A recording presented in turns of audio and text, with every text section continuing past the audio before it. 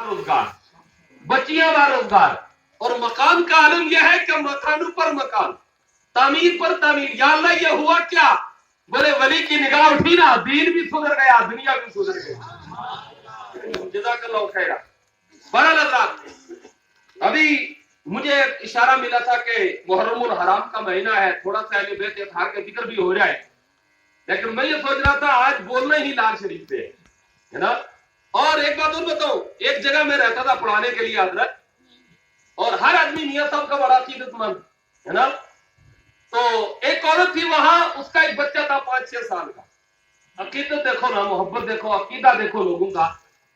تو اس نے دیکھا کہ بچے کھیل رہے ہیں، اور اچانک وہ ایک بچہ 4-5 سال کا مکان کی چھت میں سے نیچے گرا.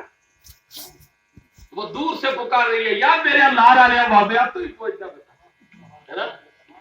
اب ہم کہو گے حضرت بچہ گر جاتا ہے، میکسیمم لوگ پتہ کیا پڑھتے ہیں؟ بسم اللہ. بچہ گر گیا، بسم اللہ ہے نا. یا اللہ اس کو بچا لے، یہ کہنا چاہیے نا. لیکن لفظ ندا جو جسے کہا جائے، تو غیروں کا یہ کہنا ہے کہ اللہ کے سوا کسی کو نہیں پکارنا چاہیے. لیکن حدیث اور قرآن یہاں پر جو ہے الحمدللہ علم و فن کے کنویں بے کرایہ تشریف فرمائے. یہ دلائل کی دنیا میں آپ کو اس بات کا پروف دے سکتے ہیں کہ اللہ کی عطا سے اللہ والے مدد کرتے ہیں ہے نا.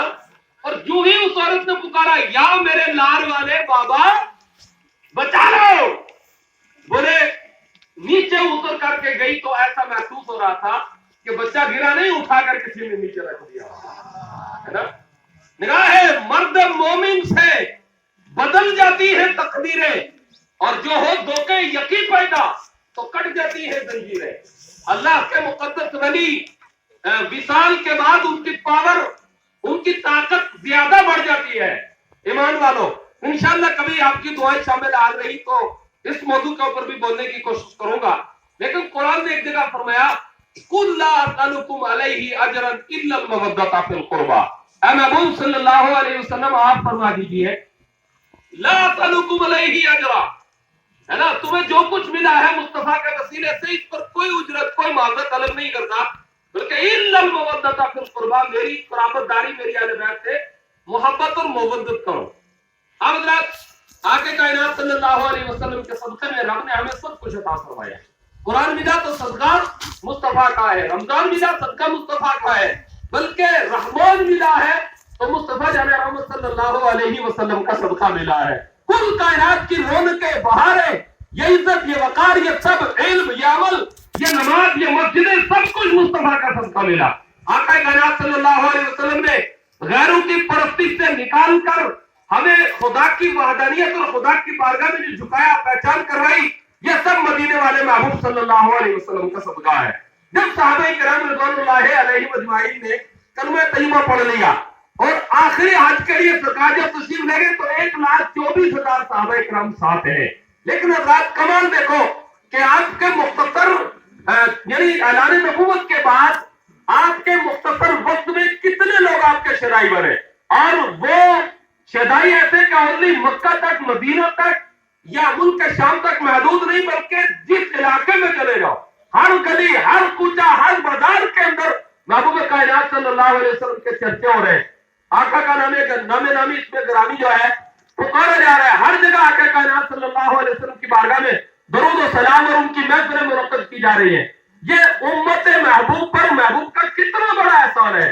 تو صحابہ کرام نے بارگاہ مصطفیٰ صلی اللہ علیہ وسلم میں نذرانے لے کر کے اپنی محبتوں کے پھول لے کر کے پیش کرنا چاہے.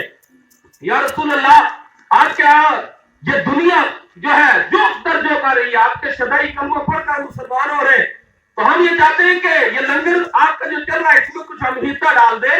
تو اللہ کے محبوب علیہ السلام نے فرمایا تمہارے نذرانے، تمہاری محبتیں ٹھیکہ لے کر کیا میں رب سے پوچھ لوں کہ ان کے نذرانے قبول کرو، لوں یا نہ لو. تو اللہ تبارک و تعالیٰ نے قرآن عظیم کی آیت مبارکہ نازل فرمائی. اب دیکھیے آدم سے لے کر عیسیٰ تک جتنے نبی آئے سب نے اسلام کی تبلیغ کی، سب کی بارگاہ میں لوگ پہنچے نذرانے لے کر کے، تو انہوں نے کہا ہمارے لیے اللہ کافی ہے. انبیاء علیہ السلام نے بھی نذرانے نہیں لیے، لیکن سرکار کی بارگاہ میں جب صحابہ پہنچے تو اللہ نے فرمایا محبوب ان سے کہہ دو تمہارے نذرانے، تمہارے مال، تمہارے پیسوں کی وہ محبوب کو کیا ضرورت کہ جن کی بارگاہ میں جو آئے وہ اپنا دامن مراد بھر کر کے لے جائے. اور بطور حضرت حسن رضا فاضل بریلوی کہ منگتا تو ہے منگتا تو ہے منگتا کوئی شاہوں میں دکھا دو جس کو میرے محبوب سے ٹکڑا نہ ملا ہو. اور پھر فرماتے ہیں آتا ہے فقیروں پہ انہیں پیار کچھ ایسا اور خود بھیک دے اور خود کہے منگتے کا بھلا ہو. فرمایا محبوب ان کو فرما دیجیے اگر دینا چاہتے ہو ہے نا تو تبلیغ اسلام میں بھی کیا ہے تو اس کے بدلے میں صرف میری آل پاک سے محبت کرو. اب آل پاک سے کون مراد ہے ایمان والو؟ یہ ایک لمبی تفسیر ہے لیکن ذکر شہادت حسین کی بنیاد پر تھوڑا سا ذکر کریں حضرت امام حسن امام حسین کا. وہ حسن و حسین جن کے بارے میں آقا نے فرمایا الحسن والحسین سید الشباب اہل الجنہ. حسن اور حسین جو ہے وہ جنتی جوانوں کے سردار ہیں. واہ حسن و حسین آپ کی عظمتوں پر قربان ہو جاؤ. حضرت امام حسن اور امام حسین کا مقام تو دیکھو. فرمایا حسین مجھ سے ہے اور میں حسین سے ہوں لیکن امام حسن اور امام حسین کا مقام یہ ایمان والو کہ آقا کائنات صلی اللہ علیہ وسلم تشریف فرما ہے.